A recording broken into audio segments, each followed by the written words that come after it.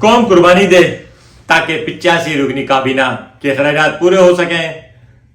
हाजिर हूं दोस्तों एक नए व्लॉग के साथ। आज बात करेंगे हम पाकिस्तान में आईएमएफ के मामले में। आप लोग आजकल खबरें सुन रहे होंगे, आईएमएफ ने कड़ी शराइत रख दी, आईएमएफ ने बहुत ही जुल्म कर दिया, आईएमएफ ने कीमतें बढ़ाने को कह दिया। क्या आईएमएफ वाकई कीमतें बढ़ाने को कहता है? क्या आईएमएफ महंगाई करने को कहता है, या हमारी कुछ कोताहियां और नाअहलियां हैं जिन्हें हम आईएमएफ के पर्दे में छुपाते हैं? अगर आपने अब तक मेरा चैनल सब्सक्राइब नहीं किया है तो प्लीज मेरा चैनल सब्सक्राइब करें और बेल आइकॉन प्रेस करें। आईएमएफ से पाकिस्तान की डील होती रहती थी, हम तो पता नहीं कब से होती रही है, लेकिन आईएमएफ को शोहरत जो है ना खास आने दी जब उन्होंने अपने इलेक्शन कैंपेन का हिस्सा बनाया कि मैं कर्ज नहीं लूंगा बल्कि खुदकशी कर लूंगा।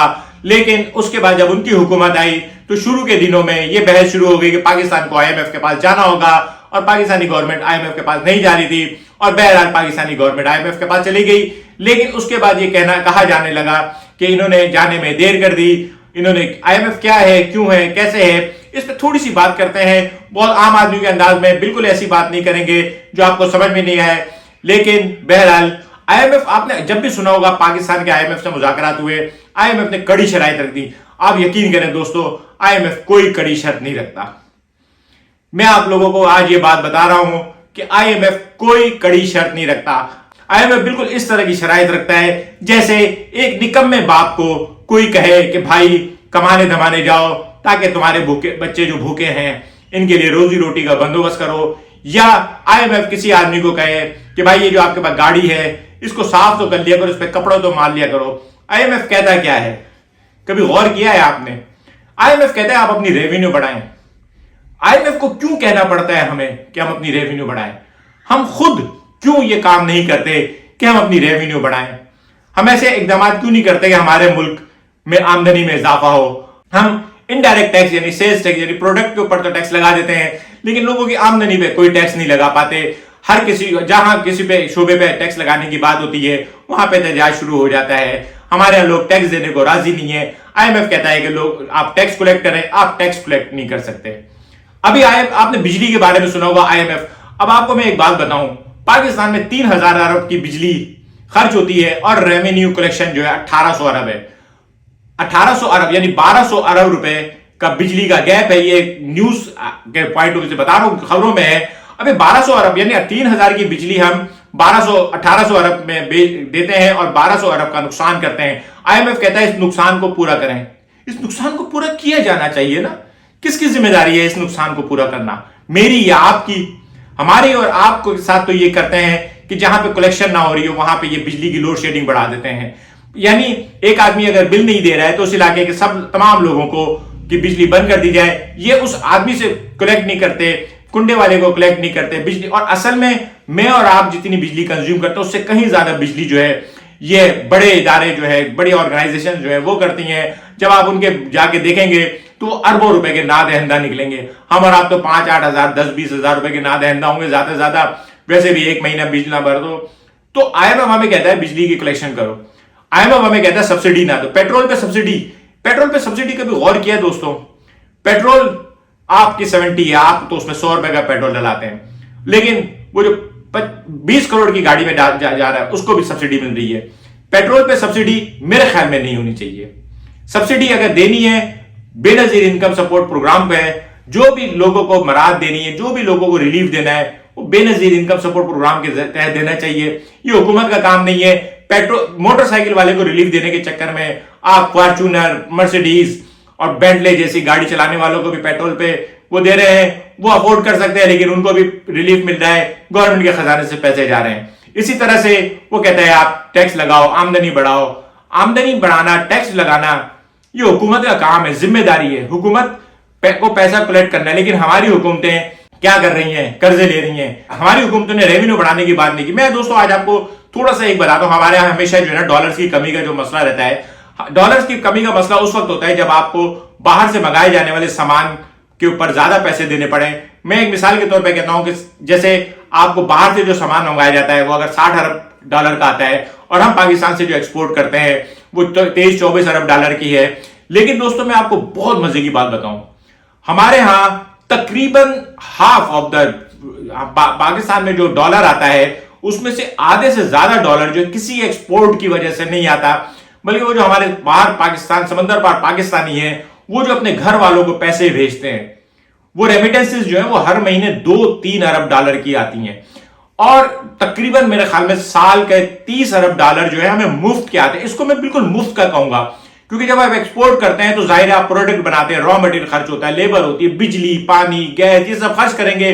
100 रुपए की चीज बनाएंगे, 150-200 रुपए की बेचेंगे। लेकिन जो बाहर मुल्क के लोग पैसे भेज रहे हैं वो तो वहीं की बिजली, पानी सब कुछ खर्च कर रहे हैं और हमें अपने घर पे तनख्वाह भेज रहे हैं। उसके बावजूद हमारा बैलेंस ऑफ पेमेंट तो बहुत ज्यादा होना चाहिए था। जिस मुल्क में 30 अरब डॉलर 50% ऑफ हमारी जो इंपोर्ट है उसका जो 50% जो है वो तो हमें रेमिटेंस से मिल जाता है, उसके बाद हमें सिर्फ 50% एक्सपोर्ट का ही गैप मैच करना है। लेकिन हम अभी तक अपने उस गैप को पूरा नहीं कर पाए और उसकी वजह यह है कि हमारे मुल्क में पेट्रोल का बिल बहुत ज्यादा है। और पेट्रोल का बिल हो क्यों ना हो ज्यादा, हमारे मुल्क में कारें बहुत ज्यादा है, लेकिन हमारे मुल्क में रोड उसकी गुंजाइश से कम है। अगर आप गौर करें, मैं सिर्फ आपको कराची की एक मिसाल देता हूं। कराची में मैंने जब लास्ट टाइम पढ़ा था मरदमशुमारी में, तो उसमें 42 लाख व्हीकल्स जो हैं वो रजिस्टर्ड हैं। अब 42 लाख व्हीकल्स में से 10% अगर व्हीकल्स आप कहते हैं वो 4,20,000 होती हैं। पाकिस्तान कराची में रोजाना आप जगह जगह पे ट्रैफिक जाम देखते हैं, गाड़ियां फंसी हुई हैं। वो गाड़ियां जो फंसी हुई है ट्रैफिक जाम में वो पेट्रोल खर्च कर रही हैं। अगर आप सोचें सिर्फ 10% गाड़ियां 1 लीटर पेट्रोल एक्स्ट्रा खर्च करती हैं ट्रैफिक जाम की वजह से, तो रोजाना कराची में 4,20,000 लीटर पेट्रोल, ये कई 100 करोड़ रुपए रोजाना का पेट्रोल हमारे यहां ट्रैफिक जाम में उड़ जाता है। हम ट्रैफिक फ्लो को बेहतर बनाएं, हम लोगों के लिए पेट्रोल के खर्च कंजम्पशन को कर्टेल करें, कुछ ऐसी पॉलिसी लाने के लोग पेट्रोल के गाड़ियों के बजाय किसी और दूसरे मीन्स ऑफ ट्रांसपोर्ट इस्तेमाल करें। लेकिन आप गौर करें, पाकिस्तान में कराची में खासतौर पर जो मैं देख रहा हूं, हर आदमी कार इस्तेमाल कर रहा है, हर आदमी के पास कार है। और तकरीबन कराची में पब्लिक ट्रांसपोर्ट रिक्शा टैक्सी ना होने के बराबर है। आपको ना रिक्शा नजर आएगा, ना टैक्सी नजर आएगी, ना बसें नजर आएंगी। अब कुछ बसें चलाई हैं गवर्नमेंट ने, लेकिन वैसे बसें नजर नहीं आ रही और सब लोग अपनी ट्रांसपोर्ट पे सफर कर रहे हैं। जब सारे लोग अपनी ट्रांसपोर्ट पे सफर करेंगे तो वैसे पेट्रोल का खर्चा बढ़ जाता है। एक और जगह मैं बताऊं पेट्रोल के खर्चे की, सरकारी महकमों में पेट्रोल का बहुत ज्यादा खर्च होता है। मैं आप लोगों को एक बात बताऊं, तकरीबन 18 ग्रेड तक के अफसरान जो होते हैं ना, इनको पेट्रोल जो है वो घर आने जाने के लिए गाड़ी नहीं मिलती है। इन सबको कन्वेंस अलाउंस मिलता है, लेकिन ये तमाम सरकारी गाड़ियों का जिस तरह से इस्तेमाल होता है वो मैं और आप देख रहे हैं। हमारे चचा और हमारे मामू जो सरकारी अफसर है वो किस तरह से गाड़ी इस्तेमाल करते हैं। बच्चों को ट्यूशन लाने ले जाने के लिए भी गाड़ियां इस्तेमाल होती हैं। क्या गवर्नमेंट इन गाड़ियों में ट्रैकर नहीं लगा सकती कि ना देखा जा सके कि गाड़ी कहां चलती है, किधर चल रही है, कितनी चल रही है? थोड़ा सा मॉनिटर करें, थोड़ा सा ऑब्जर्व करें, ट्रैकर लगाएं, ताकि माइलेज भी चेक करें और ये भी देखें कि डायरेक्ट तो कोई पेट्रोल नहीं बेचता। हम इधर भी बहुत सारी बचत कर सकते हैं। मुझ से एक आम आदमी के पास इतनी सारी बातें हैं, तो ये गवर्नमेंट जो बड़े बड़े लोग बैठे हुए हैं जिनके पास बड़ी अकल है, ये काम, लेकिन ये लोग इस तरह के काम करने के बजाय बस अपोजिशन की बुराई करना। हमारे जितनी भी मेरी जितनी भी याददाश्त है उसमें जितनी भी हुकूमतें मैंने देखी हैं, उन्होंने खुद अच्छे इकदाम करने के बजाय, कोई रिफॉर्म करने के बजाय, कोई ऐसी बेहतरी, कोई तरक्याती काम करने के बजाय ज्यादा वक्त इस बात पे खर्च किया कि वो इन तमाम चीजों की जिम्मेदारी पुरानी हुकूमतों पे डालें। आजकल की हुकूमत भी यही कर रही है, हर चीज इमरान खान की हुकूमत पे डाल देती है। और भाई आपको पता था ना इमरान खान की हुकूमत खराब है, इमरान खान ने हुकूमत तबाह की हुई है, तो लेने की जरूरत ही नहीं थी आपको। और अगर ले लिया था तो बड़े बड़े दावे नहीं करते। ये साहब साहब आए थे, आते ही इन्होंने बड़े बड़े लंबे दावे किए, मैं IMF की आंखों में आंखें डाल के बात करूंगा। IMF की आंखों में आंखें डाल के बात करने का अंजाम ये निकला है कि आज भी जो IMF के मुज़ाकरात हैं वो किसी कंक्लूजन पे नहीं पहुंचे हैं और IMF ने अभी मजीद शराइत रख दी है। अभी हमें बताएंगे कड़ी शराइत रख दी है। वो कड़ी शराइत नहीं रखते मेरे दोस्तों। वो आपसे कहते हैं आप अपने सिस्टम को बेहतर बनाएं, आप अपने आमदनी और अखराजात के सिस्टम को देखें, आप मॉनिटर करें। वो हमें वही बात करने को कह रहे हैं जो हमें खुद करनी चाहिए। हमें शर्म आनी चाहिए कि हमें दूसरे आगे बता रहे हैं कि आप अपने मुल्क का इंतजाम ठीक करें, यानी हम अपने मुल्क का इंतजाम ठीक नहीं करते। और अगर हम उनके कहने पे अपने मुल्क का इंतजाम ठीक कर लेते हैं तो ये हमारे लिए ज्यादा शर्म की बात है कि मतलब हम एक काम कर सकते थे लेकिन हम कर नहीं रहे थे। फिर दूसरों ने आके हमें जब जबरदस्ती की, हमारी गर्दन फंसी, तो हमने वो काम किया। यही कुछ IMF किया। आज इस वीडियो के जरिए मैं आप लोगों को एक अहम बात और बताना चाहता हूं कि आखिर IMF के 1 अरब डॉलर या 2 अरब डॉलर ऐसा क्या है, जबकि तकरीबन 2.5 से 3 अरब डॉलर तो समंदर पार पाकिस्तानी भाई जो है वो हर महीने भेज देते। तो मैंने IMF की क्योंकि आईएमएफ जो है ना बगैर इंटरेस्ट के कर्जा देता है, लेकिन आईएमएफ जब कर्जा देता है तो उस मुल्क की क्रेडिबिलिटी बढ़ जाती है। आईएमएफ जिस मुल्क को कर्जा दे देता है, फिर बाकी तमाम कर्जा देने वाले मुमालिक, असल में हमारे जो दोस्त मुमालिक हैं पाकिस्तान को, वो अपनी शर्तें रखते हुए शर्मा रहे होते हैं कि यार हम शर्त रखेंगे कि अपनी आमदनी बढ़ाओ। वो आईएमएफ के जरिए ये बात कहलाते हैं। आईएमएफ हम पे शर्त लगा देगा, उनको तसल्ली हो जाएगी, हाँ जी अब ये अपनी पॉलिसी बेहतर कर रहे हैं। यही वजह है कि आपने अक्सर सुना होगा कि आईएमएफ का कर्जा मिल जाएगा तो बाकी मुमालिक भी कर्जा दे देंगे। ये बिल्कुल वही रिश्तेदार हैं जो शर्त रख देते हैं आईएमएफ की, बट वो बहुत सारी अपनी शर्तें नहीं रखते, सारी शर्तें आईएमएफ रख देता है और आगे फिर उसके बाद हमें ये बता रहे होते हैं। और हर दफा हमें सुनने को मिलता है कौम कुर्बानी के लिए तैयार रहे, कौम के पास कुर्बानी के अलावा कुछ नहीं है। यहां ये वजारतों की कुर्बानी देने को तैयार नहीं है। 16-18 वजीर से अमेरिका जैसा मुल्क चल सकता है, हमारे 85 वजीर हो गए। क्यों?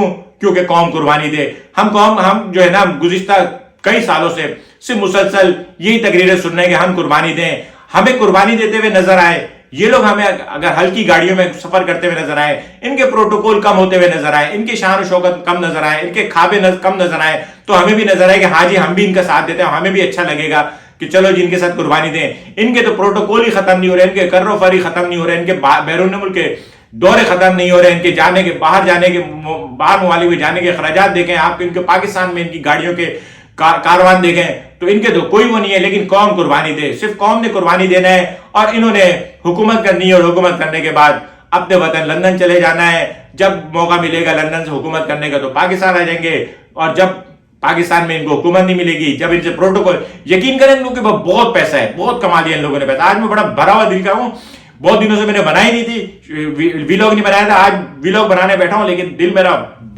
तो इन लोगों का बहुत पैसा है। ये यहाँ पे हम लोगों पे हुक्मरानी करने जो आता है ना, पैसे वैसे तो करप्शन तो खैर करते होंगे, मुझे नहीं पता मैं किसी को क्यों, लेकिन इनको सिर्फ पावर चाहिए।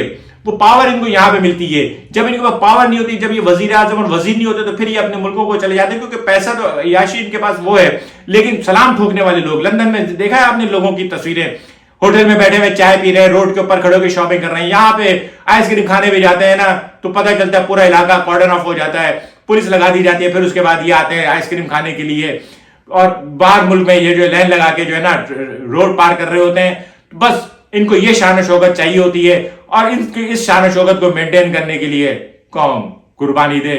मिलेंगे अगले किसी वीलॉग के साथ। शुक्रिया।